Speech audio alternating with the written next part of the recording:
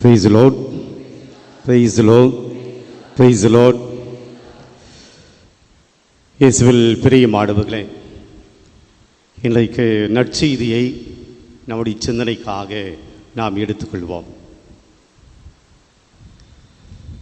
UK, United kingdom, இந்த நாட்டினுடைய பிரதமராக டோனி பிளேயர் தேர்ந்தெடுக்கப்படுகிறார். தேர்ந்தெடுக்கப்பட்டு அவர் அந்த பொறுப்பை ஏற்றுக்கொள்வதற்கு முன்னாடி நம்முடைய திருத்தந்தை ஜான் பால் II அவரை சந்திக்க வருகிறார். இன்னும் அந்த பதவியை ஏற்றுக்கொள்ளவில்லை, ஆனால் அவர் தேர்ந்தெடுக்கப்பட்டார். எனவே அவர் திருத்தந்தையை சந்திக்க வருகிறார். திருத்தந்தையோடு அவர் உரையாடுகிறார். அவர் அப்போது கத்தோலிக்க கிறிஸ்தவர் அல்ல. தன்னுடைய இந்த உரையாடலின் போது, திருத்தந்தையோடு உரையாடி கொண்டிருக்கிற போது பல்வேறு காரியங்களை திருத்தந்தையும் அவரும் பேசுகிறார்கள். அந்த உரையாடலின் போது திருத்தந்தை ஒரு கேள்வி கேட்கிறார். அது தன்னை மிகவும் பாதித்தது என்று அவர் பின்பாக சொல்லுகிறார். அவர் பதவியேற்ற பின்பு பல ஆண்டுகள் கழித்து இந்த திருத்தந்தை கேட்ட அந்த ஒரு கேள்வி என்னை மிகவும் பாதித்தது என்று சொல்லுகிறார். என்ன கேள்வி கேட்டார் என்றால், பல்வேறு காரியங்களை பேசிக்கொண்டு வந்த திருத்தந்தை இந்த டோனி பிளேயரை பார்த்து கேட்கிறார், நீங்கள் ஜெபிப்பீர்களா? ஜெபிக்கிற பழக்கம் உங்களுக்கு உண்டா?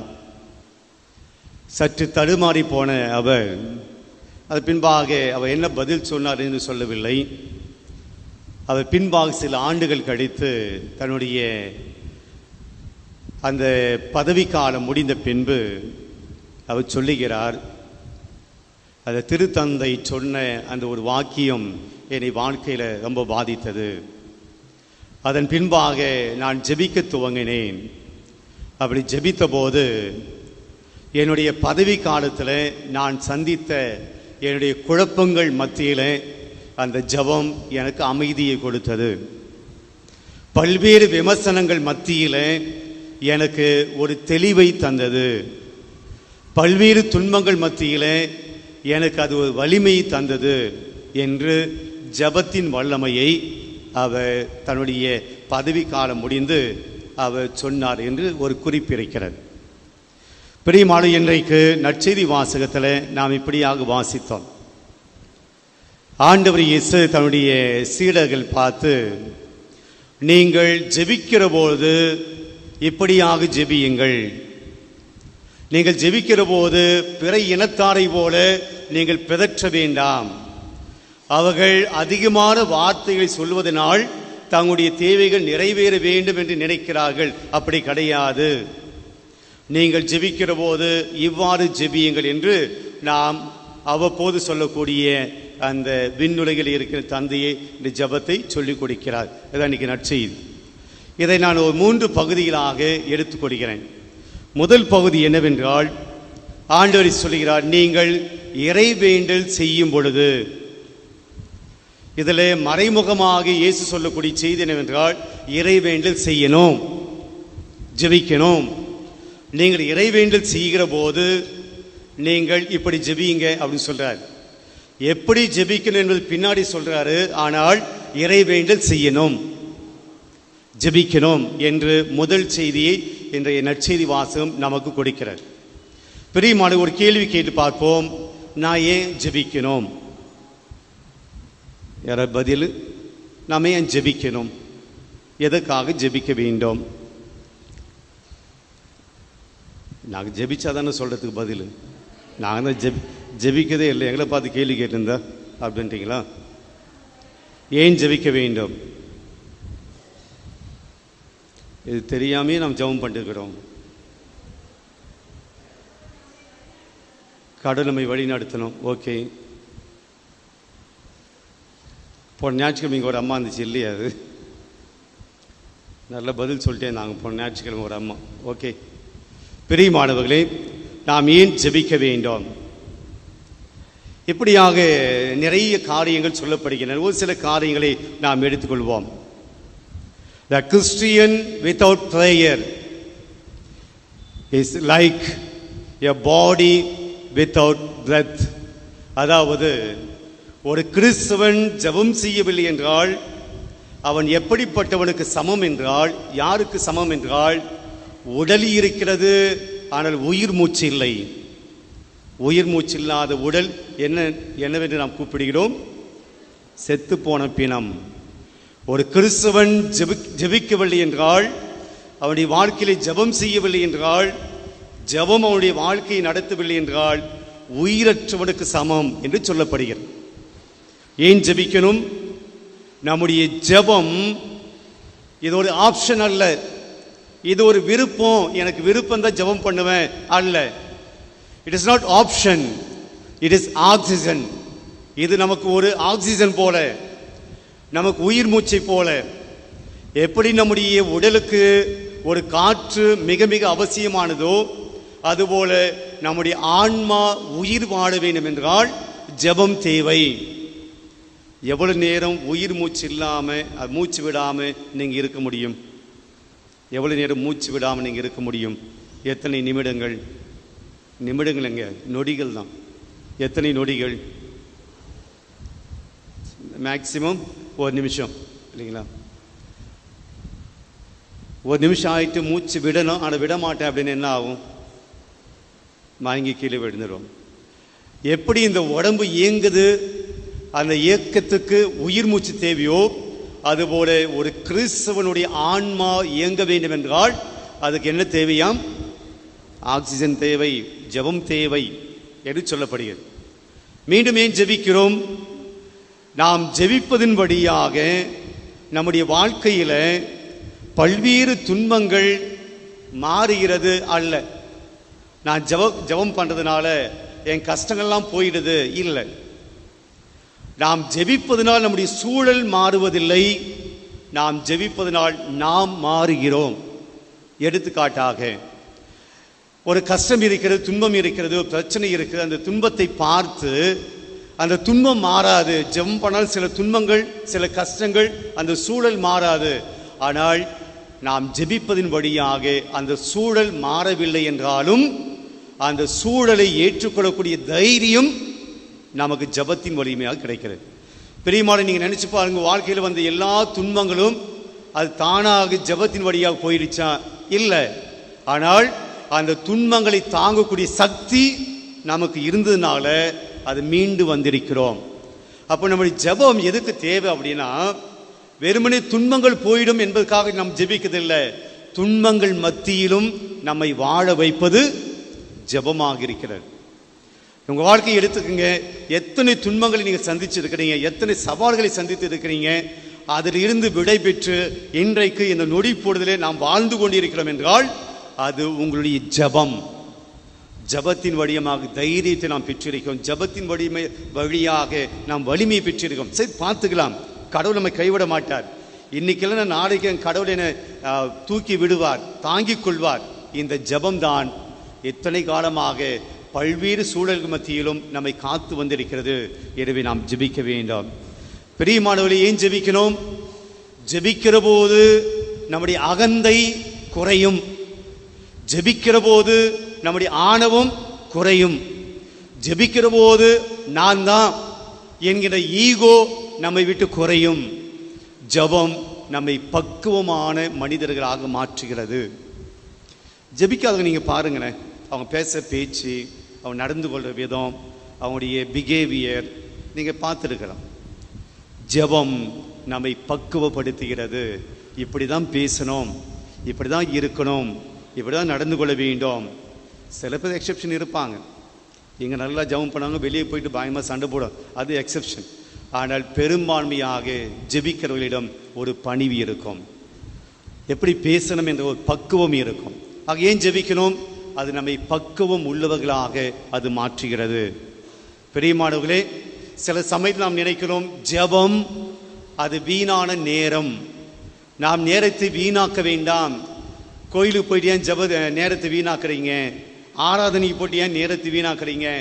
ஜெபத்தின் வழியா என்ன கிடைக்க போகுது என்று ஜெபிக்காமல் இருக்கிறோம்.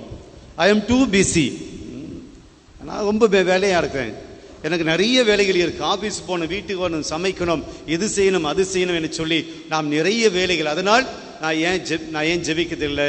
நான் நிறைய வேலை இருக்குது, ஜெபிப்பதில்லை. பிரியமானவர்களே, ஜெபிப்பது என்பது வீணான நேரம் அல்ல. அது என்னுடைய வாழ்க்கையை அர்த்தமுள்ள விதமாய் மாற்றக்கூடியது. அது நம்முடைய வாழ்நாட்களுக்கு ஆண்டவருடைய கிருபையை கொண்டு வரக்கூடியது. அது blessing. It is not wasting, it is investing. நாம் ஜெபிக்கிற நேரம் இஸ் நாட் வேஸ்டிங், அது மாறாக இன்வெஸ்டிங். அது நாம் மூலதனம், அது நாம் ஜெபம் நம்முடைய மூலதனமாக இருக்கிறது. பிரியமானவர்களே, அப்போ இன்றைக்கு ஆண்டவர் சொல்கிறார், நீங்கள் வேண்டுதல் செய்யும் போது நீங்கள் ஜெபிக்கணும்னு சொல்றார். விவிலியத்தில் பல்வேறு இடங்களிலே ஜெபிக்கணும் என்கின்ற அந்த கான்செப்ட், அந்த செய்தி நமக்கு கிடைக்கிறது. இன்னைக்கு நாம் திருப்பலி, ஆராதனை, ஜெபமாலை இதெல்லாம் விட்டுட்டு வேற என்ன ஜெபம் செய்கிறோம்? வேற என்ன டைம் ஜெபத்துக்கு கொடுக்கிறோம்? பூசைக்கு வருவது இது காமன், எல்லாம் செய்யணும். தனிப்பட்ட விதமாக நாம் ஜெபிக்கிற டைம் எவ்வளவு? நாம் ஜெபிக்கிற நேரம் எவ்வளவு நேரம் நாம் ஜெபத்துக்கு தனிப்பட்ட விதத்தில் நாம் உட்கார்ந்து ஜெபிக்கிறோம்? யோசிப்போம். அப்போ இன்றைக்கு ஆண்டு சொல்கிறார், நீங்கள் ஜெபிக்கிறோம். நீங்கள் ஜெபிக்கிற போது உங்களுடைய உள்ளறைக்கு சென்று கதவுகளை தாளிட்டு நீங்கள் ஜெபியுங்கள். ஆண்டு சொல்றார், தவ காலத்தில் ஜெபம், நோன்பு, தானம், இந்த 3 காரியங்களை நாம் செய்ய வேண்டும் என்று திரு அவை நம்மை எதிர்பார்க்கிறது. அதில் முதல்ல வருவது என்னது? ஜெபம் செய்யணும். ஆக பிரியமானவர்கள், இன்றைக்கு முதல் செய்தி, ஜெபிப்பவர்களாக நாம் இருக்கிறோமா? நான் ஏற்கனவே சொன்னது போல, ஜெபம் செய்யாத கிறிஸ்தவர், ஜெபம் செய்யாத மனிதர்கள், உடல் இருக்கிறது, உயிர் இல்லை. அந்த உடல் இருந்தும் பயனில்லை. அங்கே எந்த விதமான ஆக்ஷன் இருக்காது, எந்த விதமான உணர்வு இருக்காது, எந்த விதமான ஃபீலிங்ஸ் இருக்காது. உங்கள் வாழ்க்கையில் ஜெபம் செய்யாமல் சாப்பிட்றோம், ஜெபம் செய்யாமல் சம்பாதிக்கிறோம், ஜெபம் செய்யாமல் தூங்குகிறோம், ஜெபம் செய்யாமல் பல்வேறு காரியங்களை செய்கிறோம். ஆனால் வாழ்க்கையில் நிம்மதி, அமைதி என்பது இதனால் வந்துவிடாது. எப்போது இவை அனைத்தோடும் கடவுளை சேர்த்து கொள்கிறோமோ அப்போதுதான் அது உண்மையான அமைதிக்கும் நிம்மதிக்கும் இட்டு செல்லும். நீங்கள் ஒரு விருந்துக்கு போகிறீங்க, தட்டு நிறைய விற்கிறாங்க, எல்லாத்தையும் பொரியல் அது இதுன்னு விற்கிறாங்க, அதோடு சேர்த்து சாதத்தை விற்பாங்க இல்லைங்களா? எல்லா பொரியலும் வச்சுட்டு சாதம் கிடையாது அப்படின்னு சொன்னால் என்ன சொல்லுவீங்க? சாதம்லாம் கிடையாது, வெறும் பொரியல் தான், வெண்டைக்காய் பொரியல், கத்திரிக்காய் பொரியல் அதுன்னு சொல்லிட்டு வச்சுட்டு சாதம் கிடையாதுன்னு சொன்னால் அது விருந்துன்னு சொல்லுவீங்களா? என்னங்க, சாப்பாடு பற்றி தானே பேசுகிறேன், ஏதோ தியாலஜி பற்றியா பேசுகிறேன் நான்? சாப்பாடு தானே, அது விருந்துன்னு சொல்லுவோமா அது? அப்போ என்னங்க, சாப்பாடு போடலையா? இதையா சாப்பாடு, இதுவா விருந்து? வாழ்க்கையில் பணம் இருக்குது, வேலை இருக்குது, படிப்பு இருக்குது, எல்லாம் இருக்குது, பொரியலை போல. நடுவில் என்ன இருக்கணும்? சாதம் இருக்கணும், நடுவில் கடவுள் இருக்கணும். என் வாழ்க்கையினுடைய மையம் கடவுளாக இருக்க வேணும். அது இல்லாமல் அது விருந்து அப்படின்னு சொல்ல முடியாது, அது இல்லாமல் வாழ்க்கை அப்படின்னு சொல்ல முடியாது. ஜெபம், ஆண்டு சொல்ல ஜெபியுங்கள். ரெண்டாவது, இன்றைய நற்செய்தி வாசகம் நமக்கு சொல்லக்கூடிய செய்தி என்னவென்றால், நீங்கள் ஜெபிப்பதற்கு முன்பாகவே, வேண்டுவதற்கு முன்பாகவே உங்களுடைய தேவையை ஆண்டவர் அறிந்திருக்கிறார் என்று உணருங்கள். என்ன சொல்றாரு? நீங்க ஜெபம் செய்கிறீங்க, நிறைய வார்த்தைகளை பயன்படுத்துறீங்க, நிறைய வார்த்தைகளை சொல்லி ஜெபம் பண்றீங்க, அதனால் நீங்கள் தேவையானதை பெற்றுக்கொள்வீர்கள் என்று அப்படி எண்ணாதீங்க. அதுக்கு பதிலாக நீங்கள் ஜெபிப்பதற்கு முன்பாக உங்களுடைய கடவுள் உங்களுடைய தேவையை அறிந்திருக்கிறார். நீங்க ஜெபம் செய்கிற போது நம்பிக்கையோடு செய்யுங்கன்னு சொல்றார். நீங்க ஜெபிக்கிற போது நம்பிக்கையோடு ஜெபம் பண்ணுங்க. பல சமயத்தில் நம்முடைய ஜெபம் வெறும் வார்த்தைகளாக இருக்கிறது. வெறும் வார்த்தை, வெறும் வாயிலிருந்து வரக்கூடிய வார்த்தை, மனப்பாடு ஜெபங்கள். நாம் குழந்தையிலிருந்து பெற்றுக்கொண்ட அந்த ஜெபங்களை மனப்பாடமாக சொல்லிக் கொண்டிருக்கிறோம். It is coming from only mouth, not from heart. வார்த்தைகளை மட்டும் நாம் ஜெபமாக சொல்லிக் கொண்டிருக்கிறோம், பயனில்லை. இதை நீங்கள் பெற்றுக்கொண்டீர்கள் என நம்புங்கள், அப்போது அது உங்களுக்கு கிடைக்கும். அப்போ உங்களுடைய ஒவ்வொரு ஜெபம் எங்கிருந்து வரணும் அப்படின்னா, இங்கிருந்து அல்ல, இங்கிருந்து அல்ல, இது இங்கிருந்து வர வேண்டும். ஒரு பையன், ஒரு குழந்தை அல்லது அப்பா அம்மா, இந்த மாணவன், இந்த பையன் அல்லது பொண்ணு தன்னுடைய அப்பா அம்மாவுக்கிட்ட ஒரு வேண்டுதல், ஒரு தேவையை கேட்க போறான். தனக்கு தேவையானதை கேட்பதற்கு அந்த பையன் நிறைய வார்த்தைகளை அல்லது ஒரு இலக்கணமான வார்த்தைகளை, கவிதை நடையில வார்த்தைகளை அப்படியே சொல்லி தன்னுடைய தேவையை சொல்லணும் என்ற அவசியம் கிடையாது, இல்லையா? அப்படியே சரியா கிராமரை இலக்கணம் வைத்து இதுதான் என்னுடைய தேவை என்று ஒரு பையன் சொன்னால்தான் அப்பா அவனுடைய தேவையை புரிந்து கொள்வாரா? இல்லை. அவனுடைய முகத்தை பார்த்து அப்பா புரிந்து கொள்வார். அவனுடைய அசைவுகளை பார்த்து அப்பா இவனுக்கு ஏதோ தேவை என்று தெரிந்து கொள்வார், அம்மா தேவை என்று தெரிந்து கொள்வாங்க. பிரியமான ஆண்டவரிடம் நாம் சொல்லக்கூடிய வார்த்தை ரொம்ப முக்கியமானது கிடையாது. நாம் இந்த வார்த்தைகளை சொன்னால்தான் ஆண்டவருக்கு தெரியும், இப்படி சொன்னால்தான் ஆண்டவருக்கு தெரியும் கிடையாது. நீங்கள் எந்த அளவுக்கு நம்பிக்கையோடு, எந்த அளவுக்கு மனமாற உள்ளத்தோடு நீங்கள் இறைவனிடம் நீங்கள் ஜெபிக்கிறீர்களோ, அது நிறைய வார்த்தைகள் வேண்டாம், ஒரு வார்த்தையானாலும், ஏன் உங்களுடைய மௌனம் கூட ஜெபமாக மாற்றலாம். பிரியமானவர்களே, நம்முடைய ஜெபத்தில் நம்பிக்கை அதிகமாக இருக்கா, வார்த்தைகள் அதிகமாக இருக்கா? வார்த்தைகளை மட்டும் நாம் ஜெபமாக சொல்லி கொண்டிருக்கிறோமா? என் மனசில் இருக்கக்கூடிய நம்பிக்கையிலே நான் அது ஜெபத்தை ஆண்டவரிடம் செலுத்துகிறேன். அப்போ ரெண்டாவது செய்தி, நம்முடைய ஜெபத்தில் என்ன இருக்கணும் அப்படின்னா, அதிகமான வார்த்தைகள் அல்ல, அதிகமான ஃப்ரேஸ் கிடையாது, அதிகமான வாக்கியங்கள் அல்ல, அதிகமான மனப்பாடு ஜெபங்கள் அல்ல, மாறாக நம்பிக்கை. நம்பிக்கையோடு நாம் ஜெபிக்கிற ஜெபங்கள், அதுதான் உண்மையான ஜெபம். பெரியமானவர்களே, மூன்றாவதாக இன்றைய வாசகத்தினுடைய பின்பகுதி ஆண்டவர் இயேசு தன்னுடைய ஜெபத்தை சொல்லிக் கொடுக்கிறார். இந்த ஜெபத்தில் இருக்கக்கூடிய கண்டென்ட், அதில் இருக்கக்கூடிய விஷயங்களை நான் சொல்வதற்கு முன்னாடி, இந்த அவர் ஃபாதர், இந்த விண்ணுலகில் இருக்கிற எங்கள் தந்தை என்கிற ஜெபத்தை நாம் எல்லோருமே சொல்லுவோம். ஒரு நாளைக்கு குறைந்தபட்சம் ஒரு தடவையாவது நம்ம சொல்லுவோம், இல்லையா? என்ன டவுட்டாக தலையாட்டுறீங்க? ஆமாவா இல்லையா? ஒரு தடவை ரொம்ப குறைவு, ஒரு தடவையாக நம்ம சொல்லுவோம். பிரியமானவர்களே, இந்த தனிப்பட்ட விதத்தில் இந்த ஜெபத்தை நான் சொல்லுகிற போது இது தனிப்பட்ட ஜெபமாக மாறுகிறதான்னா தனிப்பட்ட ஜெபம் கிடையாது. நீங்கள் ஆஃபாது விண்ணுலகிற்கு தந்தை என்கிற ஜெபம் ஒருபோதும் தனிப்பட்ட ஜெபம் அல்ல. It is not a personal prayer. நீங்கள் தனியாக ஜெபித்தாலும் it is not personal prayer. It is a community prayer. குழு ஜெபம், குடும்ப ஜெபம். எப்படி? விண்ணுலகில் இருக்கிற எங்கள் தந்தையே, என் தந்தையே கிடையாது, ஒருமை கிடையாது. விண்ணுலகில் இருக்கிற எங்கள் தந்தையே. நான் தனியா ஜெபிச்சாலும் எப்படி ஜெபிக்கணும்? எங்கள் தந்தையே. அப்போ கடவுள் எனக்கு மட்டும் சொந்தம் கிடையாது, எல்லோருக்கும் சொந்தம். ஆக இந்த ஜெபத்தை நீங்கள் ஜெபிக்கிற போது, நீங்கள் தனிப்பட்ட விதத்தில் ஜெபித்தாலும் நீங்கள் எல்லோருக்குமாய் ஜெபிக்கிறீர்கள். நீங்கள் தனியாக உட்கார்ந்து ஜெபித்தாலும் நீங்கள் எல்லாருக்குமாய் ஜெபிக்கிறீர்கள். குடும்பத்துக்காக ஜெபிக்கிற ஜெபமாக எடுத்துக்கொள்ளலாம். உங்களோடு இருக்கக்கூடிய உற்றார் உறவினருக்காக ஜெபிக்கிற ஜெபமாக எடுத்துக்கொள்ளலாம். உங்களுடைய அன்பியத்துக்காக ஜெபிக்கிற ஜெபமாக எடுத்துக்கொள்ளலாம். நீங்கள் யாரை நினைத்து சொல்கிறீர்களோ அவர் அனைவருமே இந்த ஜெபத்திலே ஒன்று சேர்கிறார்கள். விண்ணுலகில் இருக்கிற எங்கள் தந்தையே. எங்கள் அன்றாட உணவை, ஏன் அன்றாட உணவை கிடையாது, என்னுடைய அன்றாட உணவு, எனக்கு மட்டும் சாப்பாடு கொடுங்க ஆண்டவரே, மற்றவெல்லாம் பட்டினா செத்து போட்டோம் இல்லை, எங்கள் அன்றாட உணவை இன்று எனக்கு தாரும். அப்படியா? எங்களுக்கு தாரும். அப்போ அடுத்தவனுடைய தேவைக்காக நாம் ஜெபிக்கிறோம். எங்கள் அன்றாட உணவை இன்று எங்களுக்கு தாரும், எனக்கு மட்டுமல்ல எங்களுக்கு தாரும். தொடர்ந்து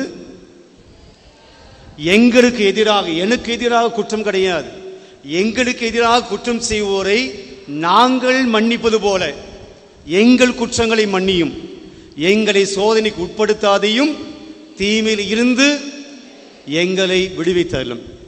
இப்போ நான் மட்டும் இந்த ஜெபம் சொன்னாலும் இது தனிப்பட்ட ஜெபம் கிடையாது. மாறாக நாம் இந்த ஜெபத்தை சொல்லுகிற போதெல்லாம் மற்றவர்களையும் சேர்த்து சொல்லுகிறோம், மற்றவர்களுக்காகவும் சொல்லுகிறோம். இதை நாம் ஞாபகத்தில் வைத்துக் கொள்ள வேண்டும். ஆண்டவர் இயேசு உங்களுக்கு மட்டும் ஜெபிக்காதீங்க, எல்லாருக்காகவும் ஜெபிங்க என்பதுதான் இந்த ஜெபத்தினுடைய அடிப்படையான விஷயம். எத்தனை தடவை உங்கள் ஜெபத்தில் அடுத்தவங்க இருக்கிறாங்க? எத்தனை சமயத்தில் அடுத்தவனுடைய தேவைக்காக ஜெபிக்கிறோம்? திருப்பலியில் ஞாயிற்றுக்கிழமையில் அந்த விசுவாசிகள் மன்றாட்டை தவிர மற்ற நேரத்துலலாம் நம்ம யாருக்காக ஜெபிக்கிறோம்? எனக்காக மட்டும். எனக்குன்னு நீங்கள் எனக்காக ஜெபிக்கல, உங்களுக்காக மட்டும். அவரவர் அவங்களுக்காக. அப்போ இயேசுனுடைய ஜெபத்துக்கு மாறாக நாம் ஜெபம் செய்கிறோம். இயேசு நமக்கு சொல்லிக் கொடுத்த ஜெபத்துக்கு எதிராக நாம் ஜெபம் செய்கிறோம். சுயநலவாதீன ஜெபம், தன்னல ஜெபம்.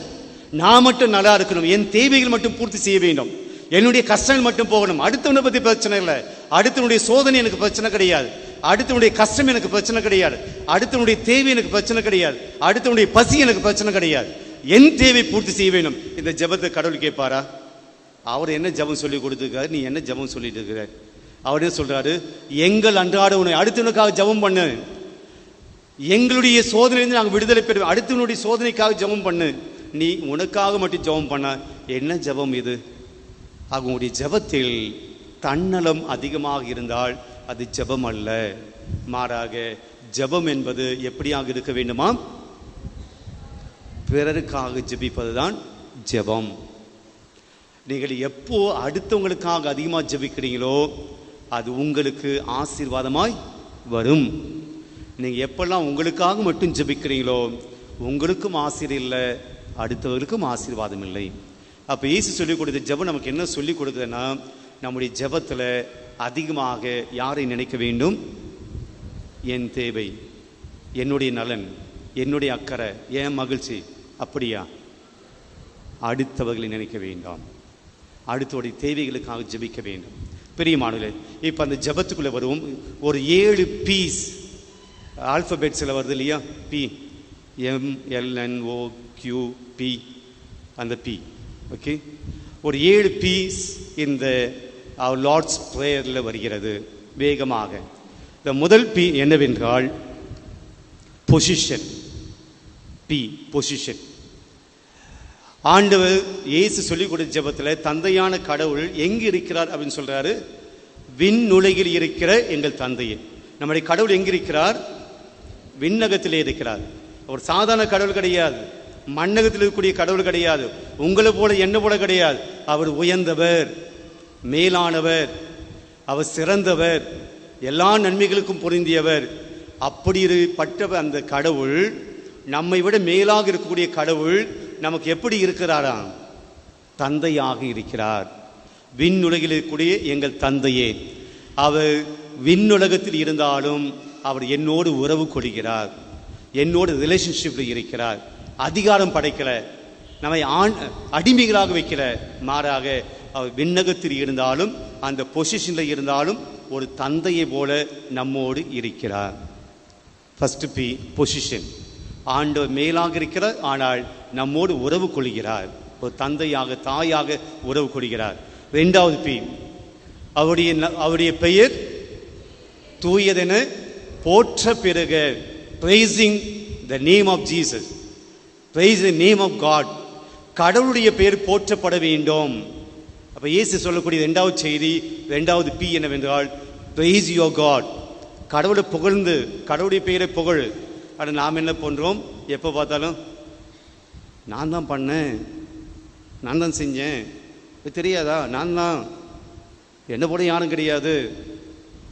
என் பெயருக்கு பின்னாடி யூகேஜிலேருந்து டிகிரி போட்டுக்கிறோம், எல்கேஜிலேருந்து டிகிரி போட்டுக்கிறோம். பெயர், நம்முடைய பெயர் போற்றப்பட வேண்டும், நம்முடைய புகழ் எல்லாருக்கும் தெரியணும், என் பெயர் போற்றப்பட வேண்டும். ஆனால் ஆண்டவர் என்ன சொல்றாரு? யார் பெயர் போற்றப்பட வேண்டும்? தந்தையினுடைய பெயர் போற்றப்பட வேண்டும். Price God. கடவுளை பிரைஸ் பண்ணுங்க, கடவுளை புகழுங்க. Second B, position, praise God's name. 3வதாக நாம் வாசிக்கிறோம், உம்முடைய அரசு வருக. உம்முடைய அரசு வரணும், உம்முடைய திருவுளம் நிறைவேறணும். விண்ணுலகில் நிறைவேறுவது போல மண்ணுலகில் நிறைவேறணும். காட்ஸ் பிளான், கடவுளுடைய திட்டம் இங்கே நிறைவேற வேண்டும். the purpose of God to be fulfilled. கடவுளுடைய திட்டம் இந்த மண்ணுலகில் வர வேண்டும் என்று நாம் ஜெபிக்கிறோம். என் தேவை பூர்த்தி செய்யணும், என்னுடைய திட்டங்கள் பூர்த்தி செய்யப்பட வேண்டும், என்னுடைய முயற்சிகள் பூர்த்தி செய்யப்பட வேண்டும். கடவுளுடைய திட்டமாவது மண்ணாங்கட்டியாவது அது அவர் பார்த்துக்கிட்டோம். கடவுள் என்னால் இந்த உலகத்தில் என்ன செய்ய வேண்டும் நினைக்கிறாரோ அதை நான் கேட்க ஆண்டவரே உம்முடைய திட்டம் என்ன, என் வழியாக நீங்கள் என்ன செய்யணும் ஆசைப்படுறீங்க? கடவுளுடைய திட்டம் பூர்த்தி செய்யப்பட வேண்டும். To fulfil the purpose of God's plan. The purpose யாரும் சொல்லுங்க. 3P அதானே பார்த்தேன். பொசிஷன், கடவுளை புகழ்வது, pricing God.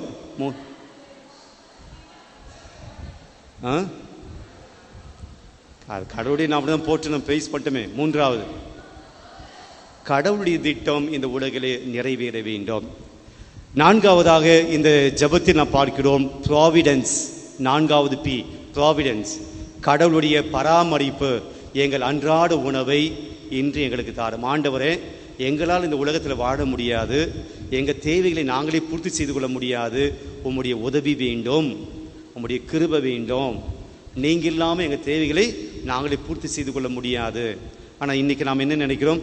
I can do every thing, என்னால் எல்லாம் முடியும். கடவுளா அதெல்லாம் தேவையில்லை, கடவுளுடைய கிருபைலாம் தேவையில்லை.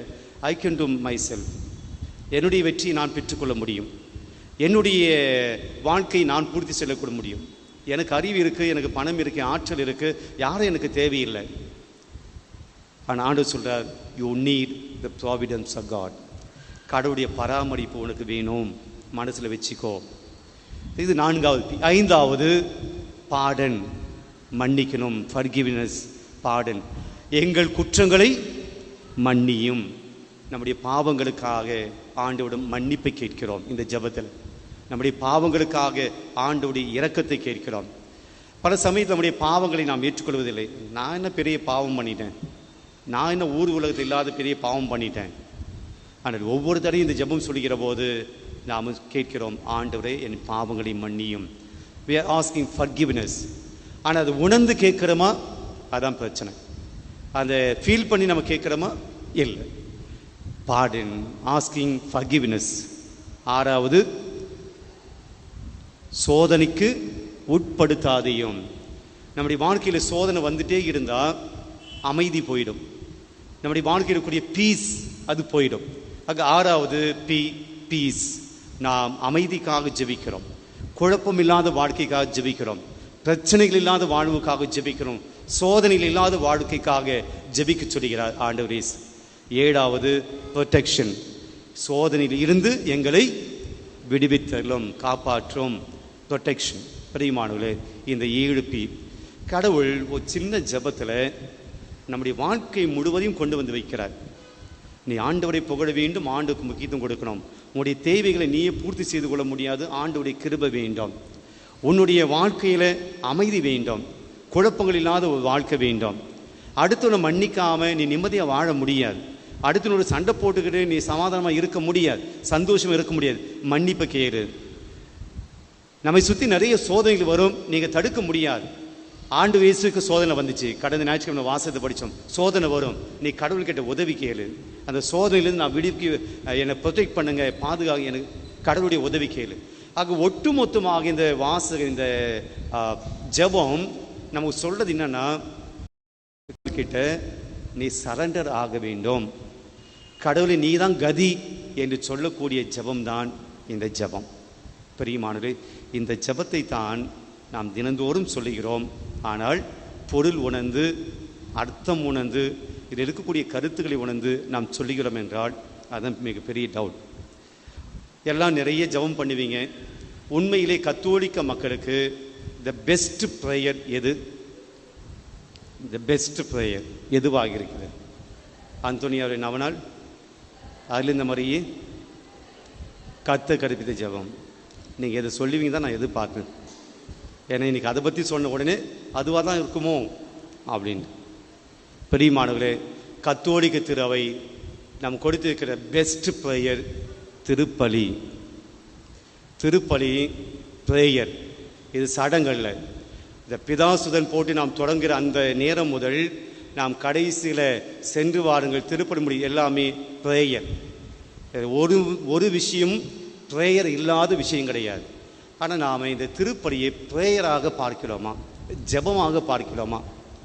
பல சமயத்தில் சடங்காக பார்க்கிறோம். the holy mass is the best prayer. அந்த பெஸ்ட் ப்ரேயருக்குள்ளே தான் இந்த ஒரு சின்ன ஒரு ஜெபத்தை திருச்சபை உள்ள வச்சிருக்கு. ஆண்டவர் இயேசு சொல்லிக் கொடுத்த ஜெபத்தை நாம் இணைந்து சேர்ந்து ஜெபிப்போம்னு சொல்லிக்கிற போது இந்த ஜெபத்தை சொல்கிறோம். பிரியமானவர்களே, த பெஸ்ட் ப்ரேயர் என்னன்னா பூசை. நீங்கள் பார்ப்பீங்க, சில சமயத்தில் நாம் நிறைய பேர் வருகிறோம், சில சமயத்தில் நாமே கூட செய்வோம். பூசை இங்கே நடக்கும், அந்தோனியர் கிட்ட ஜெபம் பண்ணிட்டு இருப்போம். பூசை இங்கே நடக்கும், அங்கே மாதா கிட்ட ஜெபம் பண்ணிட்டு இருப்போம். இங்கே பெஸ்ட்டு ப்ரேயர் போயிட்டு இருக்கோம், அங்கே அதை விட கம்மியான ப்ரேயரை நம்ம சொல்லிட்டு அது போதும் அப்படின்னு நம்ம. திருப்படியை விட த பெஸ்டான ப்ரேயர் எதுவும் கிடையாது. இதுதான் திருச்சபை நம்ம சொல்லக்கூடிய ஒரு சத்தியம், உண்மை. அதனால மாசை அவாய்ட் பண்ணிட்டு, மாசை கேன்சல் பண்ணிட்டு புனிதர்கிட்ட ஜெபம் பண்ணா, மாதா கிட்ட ஜெபம் பண்ணா அதெல்லாம் தேவைதான். ஆனால் இதுக்கு பதிலாக அது ஒருபோதும் ஈடாக, பூசைக்கு பதிலாக எந்த ஜெபமும் ஈடாகாது என்பதையும் நாம் புரிந்து கொள்வோம்.